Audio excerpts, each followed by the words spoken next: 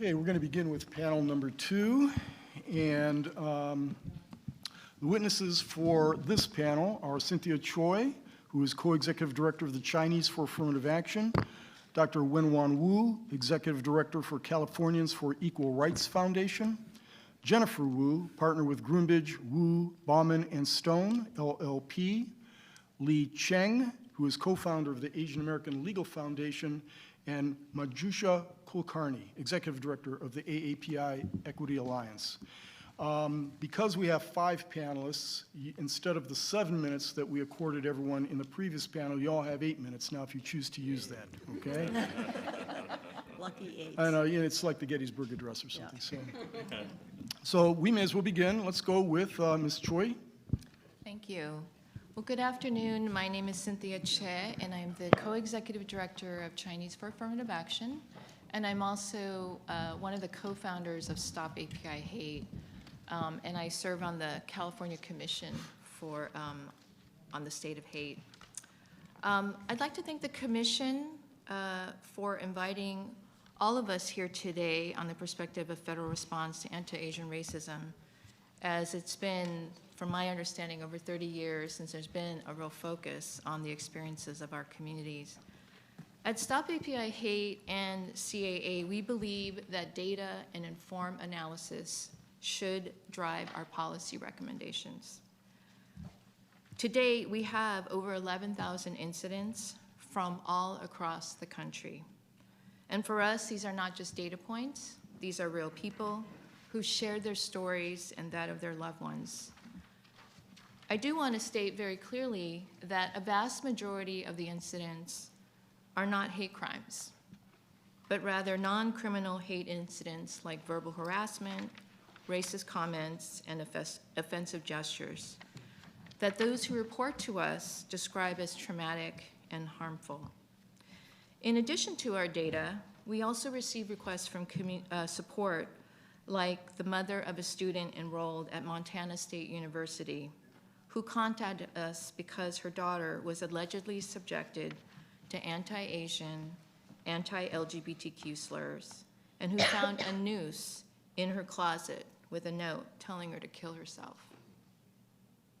At the same time, we don't want to minimize racially motivated acts of violence, like the incident in Bloomington, Illinois, where a woman reportedly confessed to stabbing an 18-year-old student because it would mean, quote, one less person to blow up our country. I'm here for them. At Stop API Hate, we remain deeply concerned with the rise in anti-Asian hate and discrimination that is largely being fueled by racial scapegoating of Asians and Asian Americans, and specifically anti-Chinese political rhetoric. In our latest report on the impact of anti-Asian political rhetoric, we cite multiple examples of political leaders and candidates unfairly blaming Asian people for current events such as the economic downturn, the COVID-19 pandemic, and threats to national security. Our research demonstrates that this harmful rhetoric poses a significant danger to millions of Asian Americans in the United States. For example, we know that political rhetoric associating Chinese people with COVID-19 contributed to incidents of hate against our community. In the week after President Trump first tweeted using the language Chinese virus in March of 2020, Twitter hashtags expressing anti-Asian sentiment increased 174 times. Since then, Stop API Hate has documented more than 2,000 hate incidents that include language blaming Asian people for COVID-19, some including threats of violence, and this number is only the tip of the iceberg. We've also received hundreds of incidents reports that include baseless accusations of spying for the Chinese government, and multiple reports of incidents where Asian Americans were threatened with violence and accused of stealing jobs or harassed to go back to China. It should be noted that the link between anti-Asian political rhetoric and anti-Asian hate is nothing new. And in fact, in 1992, this very body commissioned a landmark civil rights report which found politicians were in part responsible for hate and animus directed at Asian Americans. It stated, quote, political leaders contribute to the problem when they unthinkingly lash out at Japan as the cause of United States economic difficulties. The report urged politicians to engage in responsible rhetoric, cautioning against race-baiting tactics and remarks that play upon racial and ethnic bias. 3 decades later, we find ourselves in the same situation. We are concerned that increasing levels of anti-Chinese political rhetoric we're seeing today will not only embolden others to commit racist acts, but also enshrine policies and embody institutionalized racism. As been mentioned before, there's a troubling wave of policy proposals rooted in an anti-Chinese discrimination, with lawmakers in Texas and other states pushing bans on Chinese land ownership, having a devastating impact on Chinese immigrants and others who are being targeted, preventing them from buying homes, settling their families, and developing roots in their community. These proposals are reminiscent of the past policies that systematically harmed Asian Americans, as was mentioned in the prior panel, the Exclusion Act in 1882, alien land laws in the early 1900s, and Japanese incarceration, forced incarceration of Japanese Americans. And of course, more recently, the racial profiling and surveillance of Muslim Americans. The intense anti-Asian rhetoric of this area has not only created a hostile environment for people like Vincent Chin, who was targeted in a brutal racist attack, it also led to institutionalized racism in the hands of our government. Unless we act, the reckless anti-Chinese rhetoric and the policies of today will lead our nation down the same slippery slope in which racist fear-mongering overtakes our shared values of equity and unity. The federal government has a duty and an obligation to step in to enforce civil rights and to ensure all Americans are afforded equal opportunities and are treated with dignity and respect regardless of race, ethnicity, and immigration status. We applaud the current administration for enacting a whole-of-government approach to equity. We strongly support efforts that entail auditing, coordination across agencies to ensure our communities can benefit fully from these programs and policies, in particular that enforce our civil rights, which also includes prioritizing language access. And finally, we want to stress that it's important that we have sustained and resource collaborations with community partners so that our government engages meaningfully with and understands the community's diverse experiences with bias and discrimination so that they're fully understood and meaningfully addressed. I want to thank you for your time, and I look forward to your questions later. Thank you, Ms. Choi. Ms. Wu? I want to thank the Commission for this opportunity to testify on this hugely important topic of anti-Asian discrimination. My name is Wenyuan Wu. I represent Californians for Equal Rights Foundation. I want to first make the following 3 points. Number 1, criminal incidents targeting Asian Americans are egregious and must be addressed in the context of rising threats to public safety in general. Number 2, framing anti-Asian hate crimes in the narrative of systemic racism or systemic inequity misleads the public on methodological and moral grounds. Number 3, persistent discrimination against Asian American students in education justified under the names of diversity, equity, and race-based affirmative action is a much more salient and consequential form of anti-Asian discrimination. First, data from the FBI Crime Data Explorer shows a 90% increase from 2018 to 2021 in crimes involving Asian American victims.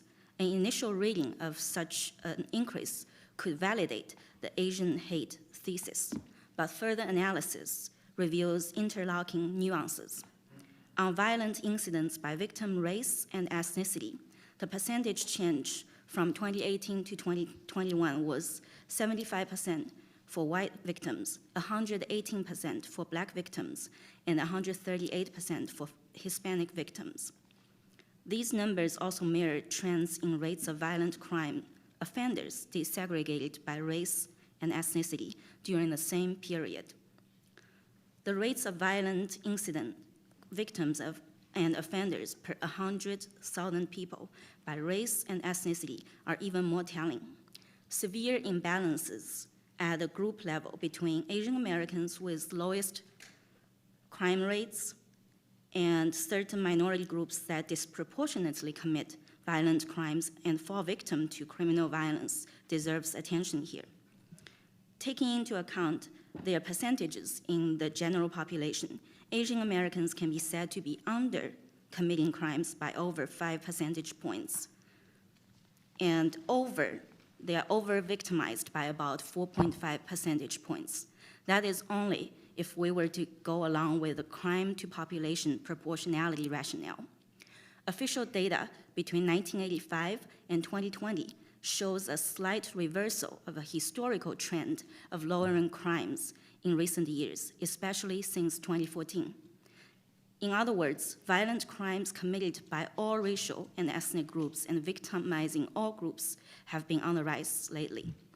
More alarmingly, given the current political climate in which activists and politicians have called for structural reforms to abolish proactive policing, the rates of crimes cleared by the police have decreased in major US cities where such reforms have been adopted to various degrees. The crusade against law enforcement has done a huge disservice by degrading the dignity of the profession and compromising public safety. In a vicious cycle, many law enforcement agencies have responded to staffing shortages by lowering recruitment and training standards. In short, when we situate crimes targeting Asian Americans in the broad context of increases in violent crimes and decreases in the capacity of law enforcement to adequately address crimes, the wave of Asian hate is part and parcel of general crime patterns. Secondly, pegging anti-Asian crimes to racism lacks rigor. FBI reported 7,264 hate crime incidents in 2021, of which 4,470, or 65%, were motivated by race, ethnicity, or ancestry. There was a 12% decrease compared with the total number of hate crimes in 2020 and a 14.5% drop compared with the number of hate crimes motivated by race, ethnicity, or ancestry. But the reports by Stop AAPI Hate, which are frequently cited in media as evidence of Asian hate, endorses a much more expansive conceptualization. Not only do hate crimes involving physical assaults are counted, hate incidents such as verbal harassment, avoidance or shunning, denial of service, and online trolling are also calculated. Of the 10,905 anti-Asian hate incidents documented in its 2020 national report, about 67% were incidents of verbal harassment, and only 16% were physical assaults. The former does not always result in an actual hate crime. Therefore, the claim of unprecedented anti-Asian hate is inflated by events without traceable criminal element. These pitfalls are consequential. Upholding anti-Asian racism as a structural issue warranting transformative changes can divert precious public policy focuses and public funds away from community building to ideological exercises that ultimately do not improve public safety.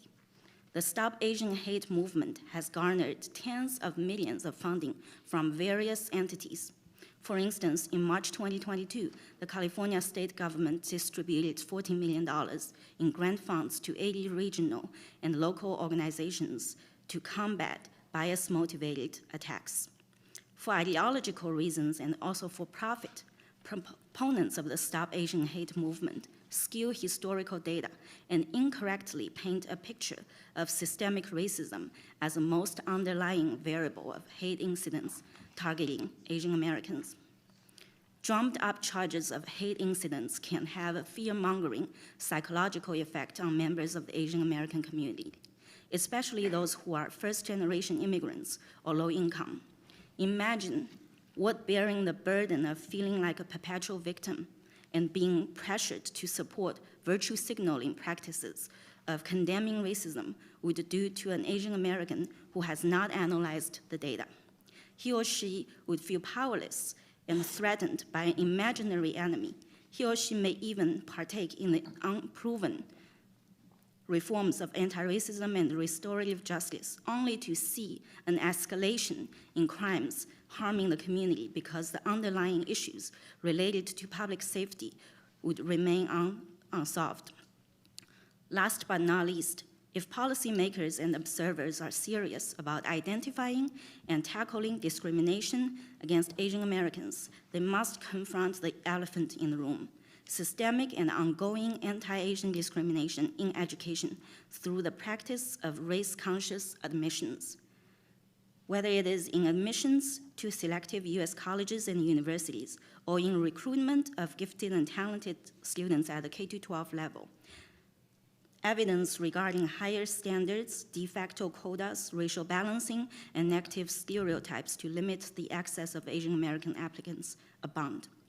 In higher education, admission barriers hampering the chances of Asian American applicants have been well documented by statistical evidence and eyewitness accounts. Racial preferences for the so-called underrepresented minority students at elite colleges come almost entirely at the expense of Asian Americans. The trend of racial preferences also continue at the graduate school level. Beyond elite schools, the penalty against Asian American students is endemic throughout the education ecosystem. A survey by Inside Higher Education revealed 42% of admission officers from private colleges and 39% of admission officers from public colleges admitted that they hold Asian American applicants to a higher standard. Dr. Wu, if you could begin to wrap it up.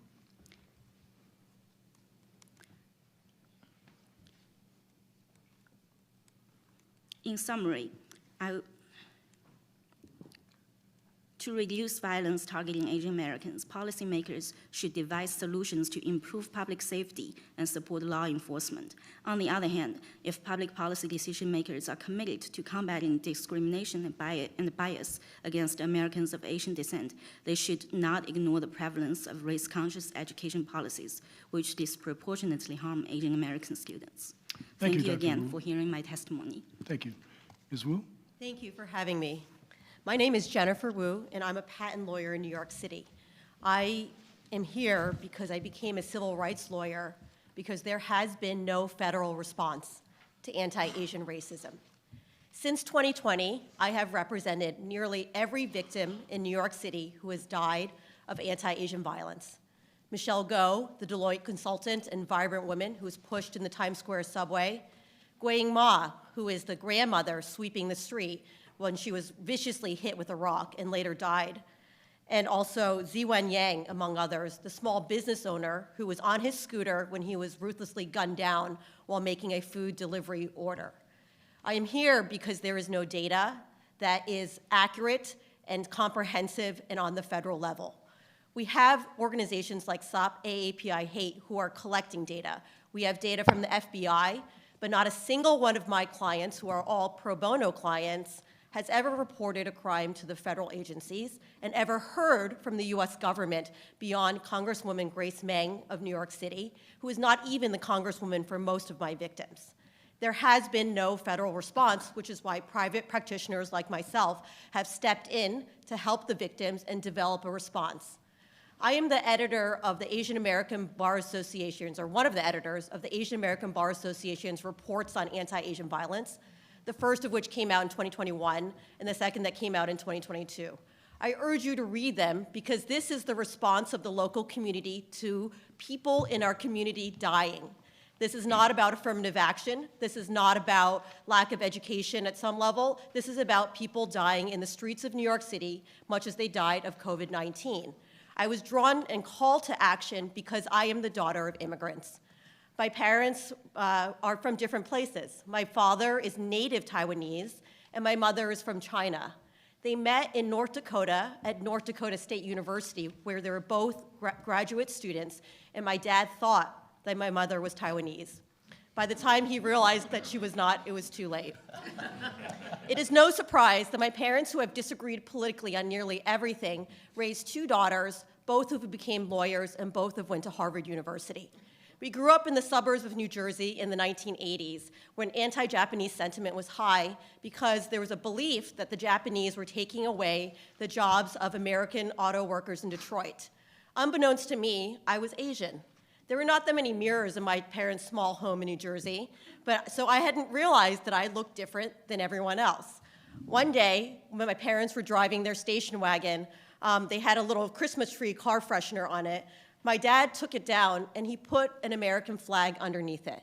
And when I asked him why he was doing that, he said to me, "Jennifer, you're Asian." And I said, "What? What are you talking about? I'm American. This is the only home that I have ever known." And he said, "Well, you look Asian, so people will think that you are loyal to Asia and not to America, and you need to understand that." His words resonated with me then because it was my first consciousness at the age of 5 that I was different than everybody else. But it also made me realize that sometimes what we feel is what we see reflected in other people. That the fear that we feel as Asian Americans in New York City comes because when we're walking down the street, people cross the street because they do not want to be near us. And I had the good fortune of being partners with the great Ted Wells of Paul Weiss for many years. And he would say, as a black man, when he walked down the street, in a suit, people would cross the street in New York City so they did not have to be on the same side as him. That fear that you feel is not necessarily one that you see in yourself, but is reflected in you in the community. And what I saw in New York City, and continue to see in New York City, is that fear. New York City is home to the largest Asian population in the country. Nearly a quarter of the people who are Asian American are in poverty, so it is also the poorest ethnic group in New York City. This is also one of the reasons why, despite the model minority myth, that anti-Asian violence skyrocketed in New York City.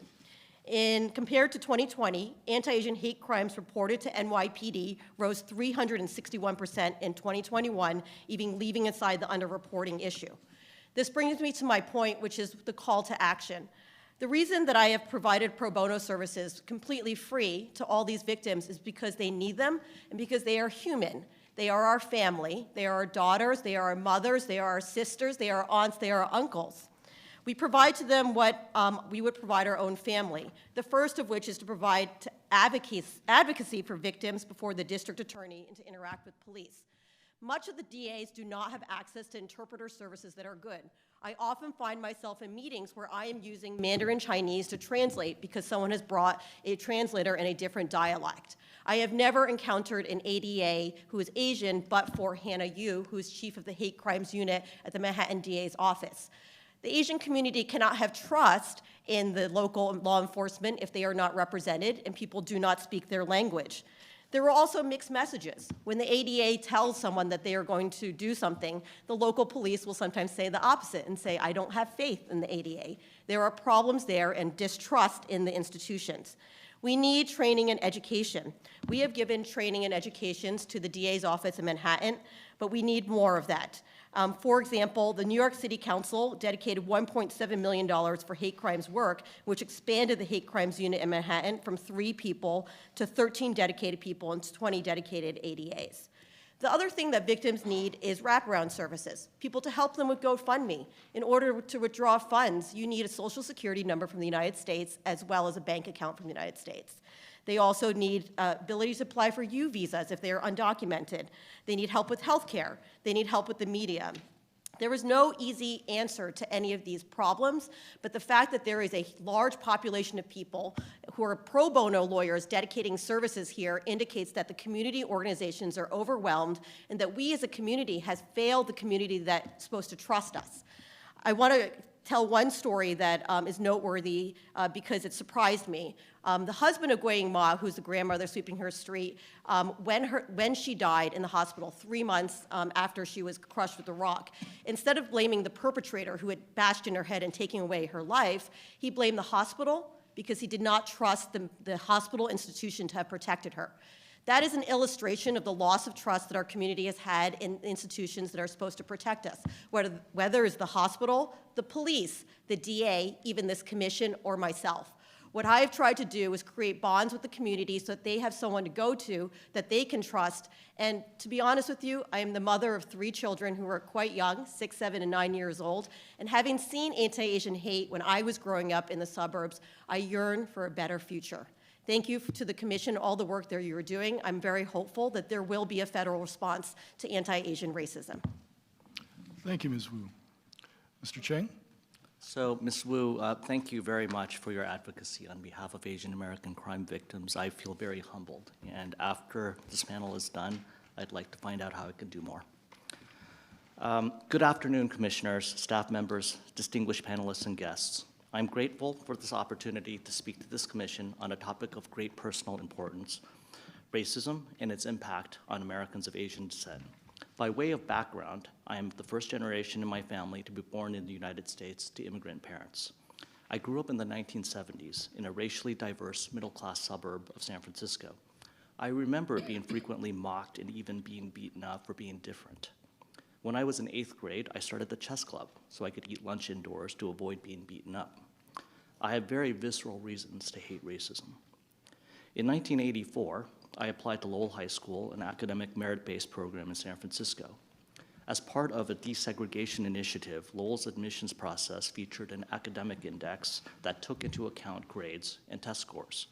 However, based on false claims that racial mixing in schools and classrooms would help improve the academic performance of Black students, the San Francisco Unified School District imposed racial caps on admissions that forced Chinese kids to score higher than any other ethnic group. The racial caps harmed most poor Chinese American kids. I was shocked and dismayed, even as a child, to see such blatant discrimination being proudly promoted by public officials. After graduating from college in 1994, I and a group of activists from the Chinese American Democratic Club formed the Asian American Legal Foundation in order to organize a lawsuit to challenge the racial quotas. After 6 years of litigation, the SFUSD agreed to all of our terms and the quotas were removed. Since then, the Asian American Legal Foundation has championed the rights of Asian Americans by adopting in judicial and public advocacy a position that was surprisingly unique for many years in Asian American civil rights groups, that discrimination based on race, ethnicity, or national origin is never justified and should never be permitted unless subjected to strict scrutiny. We believe that then and now more than ever. We believe discrimination and violence against Asian Americans and all Americans can best and only be eliminated, ultimately, by returning to the foundational principles that every American must be treated equally under law. The history of discrimination and ethnic violence against Asian Americans is as extensive as the history of Asians in America. One of the largest lynchings in American history occurred in Los Angeles in 1871 when a mob murdered 10% of the already ghettoized Chinese population. Racial violence in the West, including by the KKK, targeted Asian Americans, as did segregation efforts and policies in schools, employments, and other arenas. The Chinese Exclusion Act of 1882, the internment of Japanese Americans in World War II. The list just goes on and on. While there has been tremendous progress, discrimination and violence against Asian Americans remains pervasive. Asian Americans face growing levels of discrimination in education, employment, business, and both anecdotally and statistically are increasingly victims of violence. The traditional racism based on racial animus has been joined by an ugly cousin, racist discrimination and violence that is supposedly benign. Most notably in recent years, purportedly benign discrimination to help advance redistributionist equity efforts seems to have supplanted ignorance-based animus as the source of institutionalized discrimination against Asian Americans.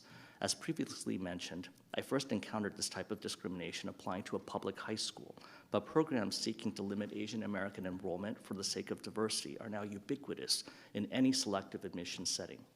The same attitudes exclude Asian Americans de facto, if not officially, from being recruited under DEI programs in employment or other business contexts, as well as for a growing number of governmental programs.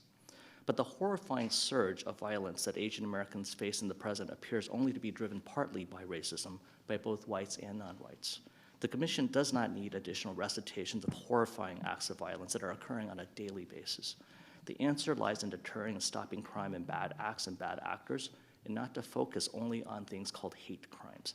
Focusing on hate misses the forest for the trees. It is true that crimes against Asian Americans have increased in the wake of the COVID-19 pandemic. It is commonly explained by the narrative that white supremacists or nationalists are responsible for the surge in violence, often purportedly because of stupid remarks about the origin of COVID-19. Another panelist in an earlier panel, Diane Yap, has shown that claims that white people are responsible for the upswing in crimes against Asian Americans are foundationally based on two biased and misleading studies that conflate often nonviolent hate crimes with violent crime. Logically, the increase in violent crimes against Asian Americans is predominantly due to a surge in violent crime overall, particularly in large American cities. While the number of reported hate crimes has increased, many acts of violence against Asian Americans are not reported or categorized as hate crimes. Preventing hate crimes will not and has not prevented an increase in crimes against Asian Americans. 3 years after the pandemic started, there's no evidence that posters or rallies have done anything to actually counter the early release, for instance, of tens of thousands of felons in the state of California. The emphasis on identity politics also almost certainly plays a role in anti-Asian hate and violence. Logically, a focus on racial identity encourages people to regard people from different ethnic groups as others, less important and potentially less or even inhuman. As previously mentioned, the majority of crimes against Asian Americans and shocking and dismaying images of brutality that we see daily are not apparently caused by racial animus, but are largely due to changes in criminal justice. We've heard from Dr. Wu earlier that restorative justice initiatives in states like California have resulted in the release of tens of thousands of convicted felons and the decriminalization or downgrading of many crimes previously considered and prosecuted as felonies. The racial focus of criminal justice reform has also contributed to the surge in crime. The death of George Floyd in May 2020 added to the wave of initiatives to eliminate the carceral state. The focus of criminal justice reform appears to be on those who commit crimes and the race of those who commit crimes at the expense of the rights of victims and the families of all communities. The pendulum has swung too far. The victims of crime do not only include Asian Americans, but are actually and tragically disproportionately Black. The federal government has historically had a mixed role in protecting civil rights. On the one hand, the federal government has been the perpetrator and participant in almost all of the most egregious civil rights violations. Conversely, the federal government has often also protected the rights of minorities. Historically, when various states and localities refused to provide equal access and protection, the federal government stepped in. The civil rights advances of the nation post-Brown could not have been achieved without active federal intervention. In my opinion, the proper role of the federal government is to uphold the dearly won constitutional protections for individuals to avoid discrimination based on immutable characteristics. Of late, the government has not only abdicated that duty, but facilitated injustice. A high-profile example in the educational context involves the decision by the current administration to have the Solicitor General's office support Harvard's bogus claim that its admissions policies do not discriminate against Asian Americans. In the criminal justice arena, the gathering and reporting of crime statistics have been overhauled to focus on hate crimes, masking the increase in violent crime that actually drives increased violence against Asian Americans and everyone. I believe that the federal government should not and cannot treat any American differently based on race, ethnicity, or national origin, except under circumstances that can survive scrutiny. That means the federal government should vigorously enforce anti-discrimination laws, regardless of rationale or claimed beneficiary. If an action or program would be illegal or prohibited if committed against someone Black, it should be equally illegal if committed against an Asian American. In criminal justice, the federal government should focus its data gathering efforts to focus on actually objectively defined crimes, especially violent crimes. The federal government needs to step in to aggressively pursue justice for crime victims when local officials refuse to prosecute criminals. Accountability for criminals who attack law-abiding citizens and residents will deter and decrease anti-Asian violence far more than national demands not called COVID-19, the China or Wuhan virus. Mr. Cheng, if you can wrap it up. Almost done. Finally, all forms of racial injustice, including violence against Asian Americans, can only be truly controlled and eliminated with a concerted effort to give racial neutrality under law a real chance. Nothing good can be achieved by trying to fight past discrimination with racial discrimination. The federal government must focus its efforts, policies, and resources to reducing the number of victims of racism instead of actively making new ones. Thank you for your time and consideration. Thank you, Mr. Cheng. Ms. Kulkarni? Thank you. Good afternoon. My name is Manju Kulkarni, and I serve as Executive Director of AAPI Equity Alliance and co-founder of Stop AAPI Hate, along with Cynthia Che and Russell Jung, who spoke earlier today. Thank you for the opportunity to speak at today's very important briefing. In the 2019 report, Our Rights a Reality, Evaluating Federal Civil Rights Enforcement, this commission stated, the nation still has not reached a time of recognition of and protection for core civil rights promises is the norm for all Americans. This is especially true for Asian Americans and Pacific Islanders since the pandemic. In the past 3 years, our communities have experienced verbal harassment, civil rights violations, and in some limited cases, physical attacks. As Cynthia Che outlined, we at Stop AAPI Hate have received over 11,000 incident reports from all 50 states and the District of Columbia. Sadly, these hate incidents have impacted not only East Asians, but also Southeast Asians and South Asians. According to a 2021 survey Stop AAPI Hate did with the Edelman firm, 20% of South Asians have experienced hate incidents. This includes individuals whose families originate from India, Pakistan, Sri Lanka, Bangladesh, and Nepal, and who identify most commonly as Hindu, Muslim, and Sikh. Some of the most devastating examples of hate directed at South Asians include not only the Indianapolis shooting that resulted in the deaths of 4 Sikh Americans in 2021, but also the murder of 7 Sikh Americans in 2012 in Oak Creek, Wisconsin, and the homicides of 3 South Asians immediately after 9/11, 1 Sikh, 1 Hindu, and 1 Muslim.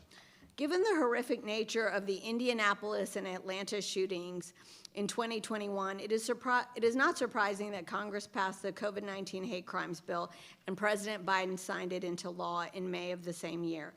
And yet, immediately after the Atlanta attack, FBI Director Christopher Wray stated that race was not a factor in the Atlanta shooting.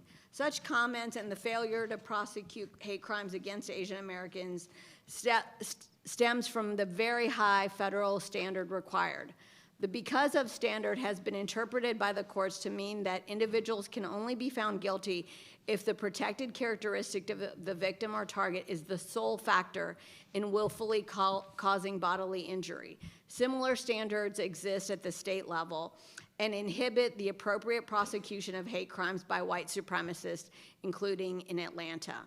Much attention has been paid to violent attacks and reports of anti-Asian hate. Analysis of our Stop AAPI Hate data indicates that the vast majority do not involve a crime, let alone a hate crime. Only a minority of the 11,000 involve crimes such as physical attacks and destruction of property. 17% involve cases of assault and battery, and 4% vandalism. Of the cases involving personal injury, very few result in serious bodily injury that necessitate hate crimes prosecution. Beyond the fact that only a small minority involve crimes, an even more compelling reason not to rely solely on hate crimes enforcement is the lack of evidence of its efficacy. Little research has shown that prosecution of hate crimes for sentencing enhancements they provide serve as a deterrent to prevent recidivism among perpetrators or future crimes by other actors. Rather, they often lead to more mass incarceration, especially of African Americans and Latinx individuals who commit fewer hate crimes than whites, as evidenced by the latest FBI data. Moreover, such prosecutions do nothing to promote healing of victims and community members. Of the 11,000 hate incidents reported to Stop AAPI Hate, 12% involve civil rights violations. They include workplace discrimination, discrimination in housing, refusal of service in retail and public accommodations, and bullying in schools. Given these numbers, it is critical to look beyond criminal law enforcement towards civil rights enforcement and civil mechanisms that offer the possibility of redress. Key to civil and civil rights approach is the fact that it holds institutions and not simply individuals accountable, both public as well as private, for discriminatory acts committed against employees, tenants, students, and customers. A central remedy of such actions is injunctive relief, ending the racial discrimination itself. With it can come financial penalties, which offer some level of accountability from the perpetrating institution, along with restitution to victims or survivors. Given these facts, we offer the following recommendations. Number one, improve civil rights reporting nationwide.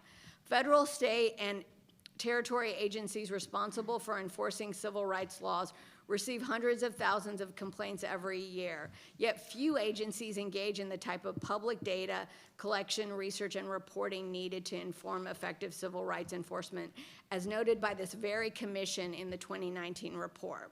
By contrast, federal law requires the collection of hate crimes data, and the data informs law enforcement administration, operations, management, and reveals ongoing and emerging trends. We, for this reason, strongly recommend requiring federal civil rights agencies to collect and report key data related to civil rights enforcement, and the Attorney General to annually publish this data. Number two, update Title II to include retail stores and other businesses where discrimination occurs. Title II bans the discrimination on the basis of race, color, religion, and national origin in places of public accommodation. These heretofore have been limited to restaurants, hotels, and places of exhibition or entertainment. Excluded are retail stores such as grocery stores, markets, banks, beauty salons, and other businesses. We recommend that legislation amending the definition expressly include retail stores and other places where professional services are provided. Number three, codify the language access coordinator at the U.S. Department of Justice. As many earlier speakers have indicated, many in our community are unable to access the laws and benefits that come from our federal and state governments because of lack of language access. Enshrining a coordinator in federal law elevates its importance and protects it from changes within administrations. For millions of Asian Americans and Pacific Islanders, access to justice and the important federal programs and benefits should not depend on ability to speak English. Number four, fund state and local government efforts in partnership with community groups to address discrimination and other hate incidents. Federal funding, when it is not a hate crime, is uneven. For example, the Department of Justice provides a number of federal grants to support state, local, and tribal enforcement for victims of crimes, but there's no such program to address hate incidents that are not crimes or specifically supporting state and local civil rights enforcement. Additional resources are needed if we want to truly address hate and prevent anti-Asian hate incidents. These and other recommendations are included in the Stop AAPI Hate Civil Rights Report and a Law Journal article to be published in the Asian Pacific American Legal Journal, both to be released in May. As a former civil rights attorney whose career began at the Southern Poverty Law Center and the Mexican American Legal Defense and Education Fund, I can tell you that truly combating anti-Asian hate requires a comprehensive approach and not simply one that primarily relies upon criminal law enforcement. Rather, it must include civil rights enforcement, community safety measures, and education equity. Only then will the American promise of civil rights become a reality for Asian Americans. Thank you very much. Thanks to all the panelists. I just want to state for the record that Commissioner Mondier Jones is trying to call in by phone so that it's noted for the record. Thank you all for your testimony. I'm going to leave it open for questions from our commissioners. Mr. Chairman, thank you so much for allowing me to speak. Let me thank all of you for being here today. The information has been extraordinarily helpful to our case. I want to just ask a quick question to the entire panel. President Biden recently issued an executive order furthering the advancement of racial and equity support through the federal government. Do you think that those efforts would help some of the issues that you're sharing with us here today? Any of you can give me a response on that? I can start. I think those measures are integral to having true equity in our federal government, and I think will only enhance some of the recommendations that I have made, which is to include a language access coordinator, to ensure that civil rights violations are included and that data is collected on a regular basis, and the federal grant program to look at ways in which we can provide support to communities. Joanne described very succinctly how communities need that support, how community-based organizations like hers can benefit from it, even when there are not crimes. So we absolutely applaud those measures and appreciate the fact that Asian Americans are being brought into the context of what it means to have true equity in the United States. So from the perspective of the victims, I think that it's a good start, but I think it needs to address a holistic community that is better. So the father of Michelle Go, Justin Go, who lost his daughter to the Times Square subway, he didn't speak out for a year, but on the 1-year anniversary of her death, he wrote a New York Times op-ed. And while the op-ed focused in part on the life that Michelle lived, the solution that he had for how to stop this was not focused on necessarily the Asian community. This is what he wrote. "We cannot abandon people like Michelle's attacker, Marshall Simon, to our subway systems. We cannot assume that emergency medical workers will be able to handle these neglected souls or that ordinary individuals will be able to deal with the threats posed. Real change comes with meaningful preventative measures. This requires, among other things, adequate and continued funding for housing, treatment, and other programs. We have to take care of all of our community. It is not so simple as saying that if we direct resources to the Asian community, that is enough." I'd love to follow up, if I may. The piece that I want to lift up is that this executive order mandates that key agencies establish some kind of sustained dialogue with impacted communities. And that's key. As you can see from this panel, we have a diverse set of opinions in terms of interpreting the data, understanding the diverse experiences of our communities. But it's very important to talk with those community-based organizations that are actually serving those who are impacted. So for example, we have a visit coming to San Francisco to learn about the types of investments that need to be made around victim services. We know that healing and recovery takes intensive resources and coordination. And we have to get to a point where we're actually preventing incidents of violence. And we can only do that by working with other communities who are also affected by crime and by violence as well. And that's absolutely key.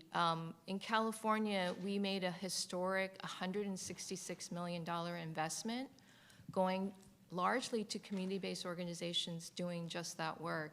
And that's what it's going to take in the long term. Commissioner Magbantan.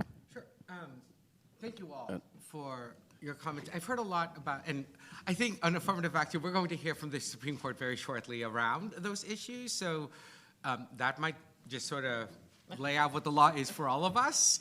But on the question of language access, and I think Mr. Yang had talked about this earlier, is that President Bush signed this executive order 13166, and a number of you had talked about the need to have DAs, police, services that are available in the myriad languages that Asian Americans speak.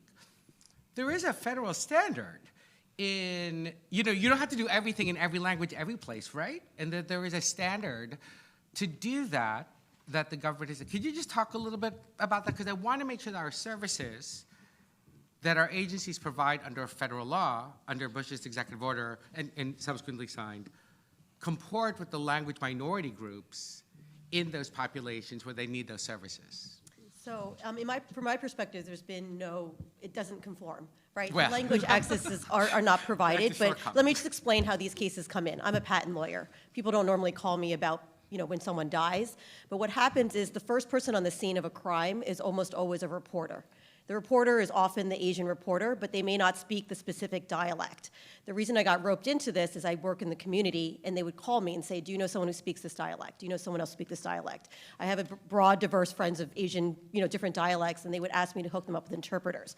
One of the most important things in criminal prosecution is the interpreter, because the interpreter is the voice of the victim. If the voice of the victim is not being heard in front of the grand jury, this is really devastating to just the charges that are being brought. What you often find with the DA is that they drop the hate crime charge because it's not necessary. You have a murder charge. You might as well just go for the 20 years to life. What does adding 2 to 3 years mean to you, and what's the additional burden of proof, particularly if you have a language access issue where the victim isn't speaking clearly about what was being said when the attack was happening. One of the cases that stands out to me was the witness was speaking Spanish, the victim was speaking Chinese, and we had 2 interpreters both translating for the grand jury. As some of you may know, in Asian languages, the words he and she are the same. And maybe that's progressive in some way, right? So if you say, I think he did it, that could sound like, I think she did it. And this is important if the interpreter is not a good interpreter, because they have to know from context whether that word is he or she. In that case, it was going before a grand jury for a hate crime charge. The interpreter, we had worked with the interpreter so they could understand the context of this, but nevertheless, they got the word wrong. They said, I think he did it, when it should have been, I think she did it, or I saw her coming around the corner instead of I saw him. And I think that the interpreter was very upset because they thought that they might jeopardize the hate crime charge. We were able to talk to the ADA and get that sort of sorted out, and the hate crime charge did go in. But one of the most stressful things to do is to be an interpreter in one of these cases, because you think that the case turns on the language you use and the emotion that you put into it. So if you have a man translating for a woman, it's not quite as effective, to be honest with you. And I, as a native Chinese speaker who didn't speak English till I was 6, I don't always agree with the interpretation that's happening. So I think there's nuance to the interpretation. It's not simply just finding any interpreter who can sit there, but it's an interpreter who can sit with the witness through all of this. And one of the reasons I think this is so important is when I started this work, I knew nothing about civil rights, really. And I went to the great Loretta Lynch, who was a partner of mine at the time, and she had handled many cases in the Black community. And I said, Loretta, what do I need to do civil rights work? And her answer was, you need a good interpreter. And she actually gave me her personal interpreter from the Eastern District of New York when she was the US attorney there. And that's how I started along this path. And so for those who want to really do this work, finding good interpreters who are court certified, who can actually work with the witnesses, and will often do it at their own dime because we're charging sort of a lower rate to do court certified work, is super important. And then the second thing I just want to mention is that a lot of community organizations, when I've asked them to have people become court certified, they don't want to. They don't want to do this kind of work. It's traumatic. You're working with victims, right? And so among the people I could lean on for one Chinese dialect when I was looking, I only had 3 people. And I paid them double, with the good fortune of my law firm paying them double to have them on call, so that anytime the DA wanted this person to come appear and testify or even just have a witness interview, this interpreter was available. And that's why private people have stepped in to provide these services, I think, because the criminal justice system either doesn't have enough funding or doesn't have enough training in order to really prosecute these crimes to the degree that they need to be prosecuted. And let's put yourself in the shoes of the ADA. Why put in a hate crime penalty enhancement if you don't have to? Why prove something if you don't need to? It's only a penalty enhancement, doesn't get you the original crime. And to be honest with you, sometimes it's not worth it. And I'll just tell one more anecdote just so you can get a sense of this. In the case in Queens where there was a delivery worker who was killed on his scooter, this was famously called the duck sauce killer case. One of the Great Wall restaurant owner went to court to the grand jury to testify that he had been threatened, and that's why this delivery worker had been shot. And he brought with him what he said was his interpreter, a family member. It turned out that this woman that he said was a family member, was a member of the Chinese media newspaper. And she then revealed portions of the secret grand jury testimony to the Chinese press thereafter. These kinds of incidents jeopardize the criminal prosecution. As you can imagine, the district attorney was not so happy with that. And so part of the things that we're doing in providing our wraparound services and acting as an advocate is also safeguarding our criminal justice system so that the victims can obtain the kind of justice that I think that we as Americans have come to really expect and really rely on, and I honestly think is one of the great things about our country. Thank you. Commissioner May Norris? I go next? Oh, thank you. if you would like to finish up. Yes. Go ahead. So I wanted, I'm reading from the Federal Register, Title VI of the Civil Rights Act of 1964 provides that no person shall be subjected to discrimination on the basis of race, color, and national origin under any program or activity that receives federal financial assistance. The purpose of this policy guidance is to clarify the responsibilities of providers of health and social services from the U.S. Department of Health and Human Services fulfill their responsibilities to limited English proficient persons by providing language access. And it goes on to say that individuals providing those services must ensure that limited English proficient persons have meaningful access to programs and services, and the guidance provides examples and further clarification of these policies and practices. So I think it's very important that for what we're talking about today, the federal government has already weighed in and said that it is mandatory that limited English proficient individuals get language access for any services that come from funding from the federal government. And that applies to so many different services at state, local levels. Could I? Mr. Tran?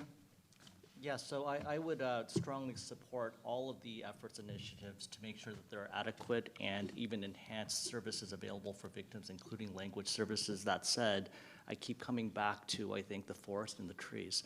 You know, we're talking about a lot of trees, different services available for victims. My hope is that we can focus on trying to make sure that there are fewer victims.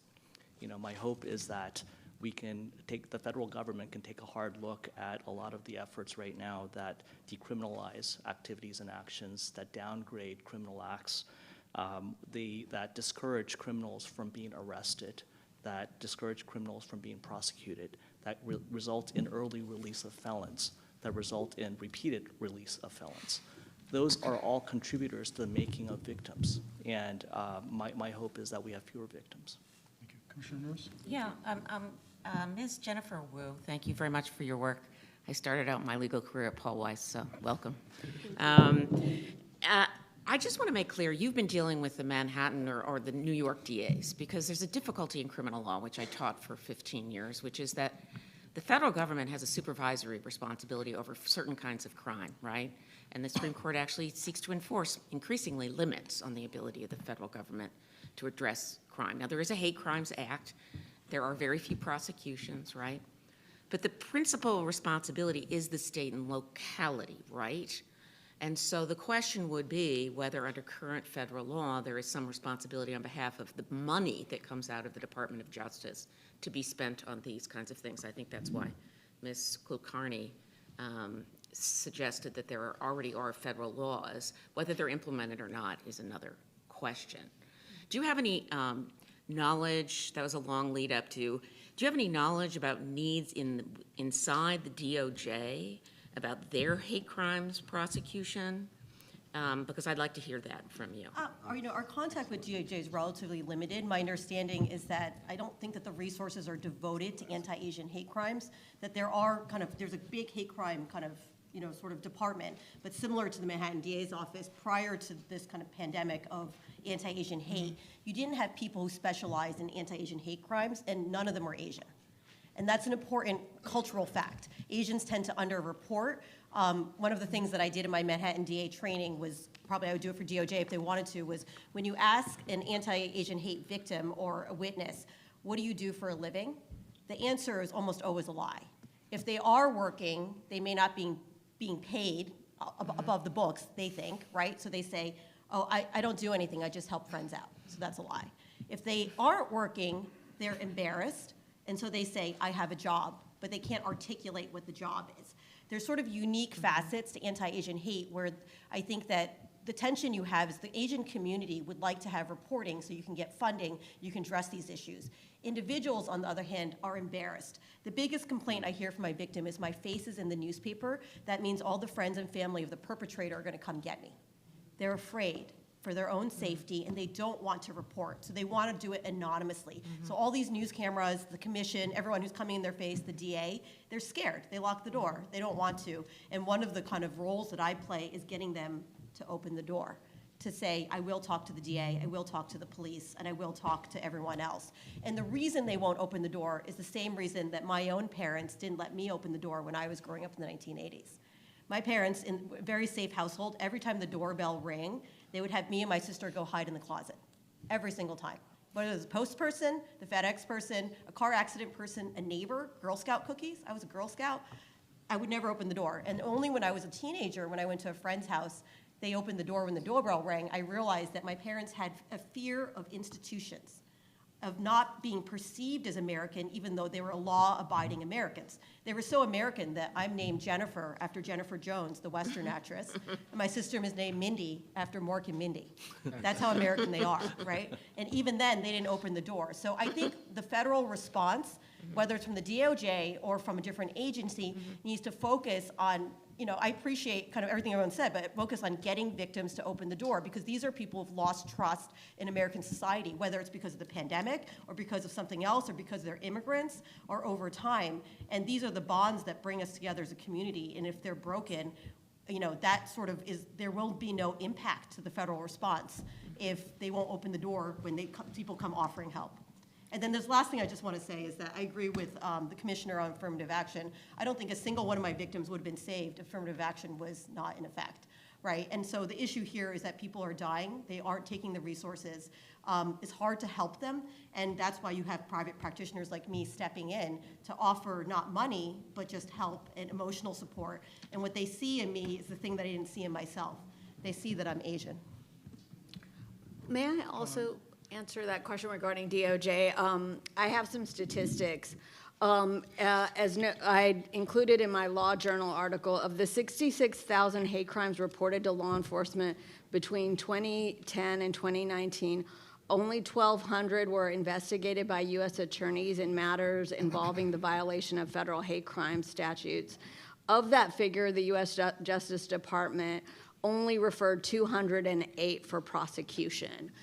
So just to give you an idea of what actually gets prosecuted. And let me add that the state auditor's report in California listed 3 significant reasons for gaps. And of course, those are based on state laws. But one thing that's applicable across all 50 states is that in up to 50% of cases, local law enforcement officials fail to include the factor of race in the police report. So police themselves are unable or refusing to see race as a factor, and so for that reason, much of the hate crimes prosecution doesn't happen. Could you send us that citation? That's the state auditor's Just send it to report us. of California. Oh, yes, please. It's from 2018. Could I also add one point, because we often critique the federal government. I do want to applaud that DOJ hired its first dedicated language access coordinator. And that is after decades of advocating for the need to have some dedicated staff looking at the issue, what the barriers are for individuals reporting, for ensuring that we offer culturally competent and language accessible services. And so I do want to note that for the record, that has been an important and affirmative, I would say, step that's really important to our communities. I actually would like to ask both the commissioners and my fellow panelists this question, because I'm struggling a little bit with some basic logic, right? So I've mentioned the fact that I believe that a systemic decrease in crime would actually decrease hate crimes. I'm completely supportive of prosecuting hate crimes, making it easier to prosecute hate crimes, in effect basically throwing not just a book but a heavier book at people who attack and commit violence against other people based upon race and ethnicity. But again, I keep coming back for myself to, gosh, if crimes were systemically prosecuted in a competent way and ideology didn't enter into decisions to not prosecute criminals and let criminals out early, wouldn't that actually help victims of hate crimes as well? I think for my victims, the answer is no, because the crime is so overwhelming. They're in shock, right? They're not thinking systemically. And while I don't doubt the data and that there might be some logic in there, I think the real issue is what is our federal response right now? You know, what are we going to do now when people are dying and they have died, and how can we prevent the loss of another life? Questions about what justice means are going to vary. The answers will vary to each of you, as they will to me. But the reality is that we're all human, and the loss of a human life in America is a tragedy, and that we should take that very seriously, not just in terms of the numbers, not just in terms of the data, but because we care about each other, and that we are a community, regardless of the race or the, our gender, our skin. And having worked with so many of these victims who've died in New York City, I can tell you that there is a tidal wave of anti-Asian violence. I am a patent lawyer. I didn't become a civil rights lawyer until 2020. This is not an accident, right? I didn't come out here to want to testify before this commission. I wish I did not have any more clients who were dead. I was not in probate court, that I wasn't dealing with these issues. I wasn't going to NYPD to pick up the belongings of people who are deceased. This is not just about looking at the data. We see it on the ground here, and we're just begging the federal government for a response. Commissioner Adams? This is a question for Jennifer Wu. Have to use your first name in this panel. I'm struck by your testimony. Previous panel also had similar testimony about waves, tidal waves, the violence, the cruelty. And you talk about a lack of federal response. And I know we've heard evidence or statistics about how rare things are to be prosecuted. But my question is, have you talked to the Civil Rights Division about these cases? Because they have people who are better trained to open those doors, right? Have you talked to the Civil Rights Division about getting some of these particular clients or the next victim protected or having federal, because these sound like federal civil rights violations, right? Yeah, so we've talked to them, but the solutions haven't been immediate enough, right? So for many of our clients, it's the initial stage of grief, right? They've lost a family member, and the solutions that the federal government is giving are years away. And as we all know from our criminal justice system, particularly at the federal level, the first part of a criminal case is about protection of the defendant's rights. It's about discovery, because you're presumed innocent, right? And so what they want is discovery to show, kind of why that person could be innocent. It's not victim-centered. So if you're the victim, particularly if you're from a country that's not the United States, this is a very foreign concept, right? Where you might presume guilt versus innocence. And so I'm not sure that it's necessarily about the actual conviction for a lot of the victims, but it's about, does the federal government care? Do they recognize that there's a tidal wave? Do they know that this is an important issue, and have they committed funding and resources? We are constantly encountering lack of resources at every level of the criminal prosecution, including at the federal level. Are you encountering this at the U.S. Attorney's Office, or are you encountering this at the Civil Rights Division? It's the U.S. Attorney's Office, I would say. Okay. Yeah. There's a fellow I'd recommend you talk to. His name is Jim Felty. He's the head of the criminal section at the Civil Rights Division.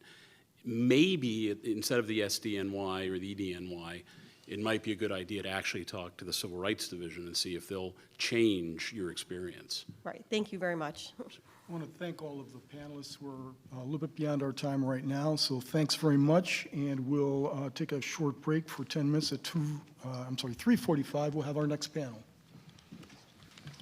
Thank you.